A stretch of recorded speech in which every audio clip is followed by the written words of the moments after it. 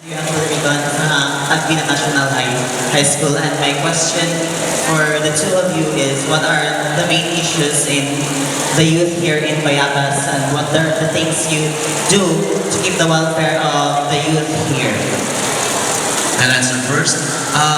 For the youth sector, the main issue for our young, more on the opportunity na maka-eskwela.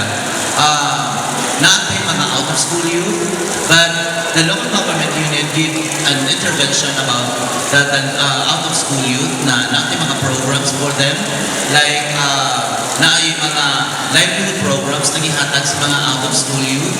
We also have a facility na pwede makatuon ang mga bata in partnership with the ALS program sa Department of Education. We have a learning center from in Magubao, beside the barangay hall of Magubao. This is a learning center for our youth na kung sino nila maka-eskwela pwede ato. We have computers and even our ALS coordinator use that facility for them. Thank you. One of the issues sa mga youth, ginami-issue ni Sir June, na mag-lisod gayon ang mga bata, isa-isa tayong tamang sugod. Ang iba ng mga kabataan, cannot comprehend. So now, bago-lang kami ga-legislate na supporting creation of the Literacy Council na nakahanay na ang tanan. The objectives of that is to support the literacy of the children. Among involve ang tanan multi-sectoral approach niya. Bago lang siya was last Monday during regularizations. And we always support, and it was also, i-mention ni Sir Jude and Abot Alam program, the ALS Learning Center at Barangay Magubao. Then, there is, I think, a mineral for Balay Dangpanan, Balay Putanan. Legislative isabihan siya. All the programs, plans na national agency regarding pertaining to education, the LGU Bayabas is always supporting through the legislation, aid of legislation, through resolutions and ordinances.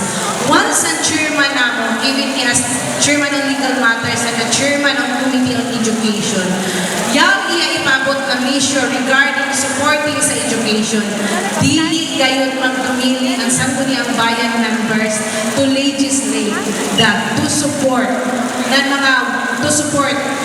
for the welfare of the students. One na ang himuanan pa, I think Sir John, open ko na siya. Our municipal mayor, the local chief executive, iya man proposal, ginabudgetan na siya for 2026 for almost 5 million for the school bus. School bus siya, pero we will make an ordinance. Yagimo na kami, nainay na kami, nahimuan siya ng ordinansa because that school bus, himuon siya for like this. Or the journalist na mukat po sa regional, national, isa siya na magamit na iskwilahan. And it is also used for the students na yung panahon palitaw na medyo kusukan uwan, pero wala mag-declare ang local chief executive kung ang school na i-stop ang klase.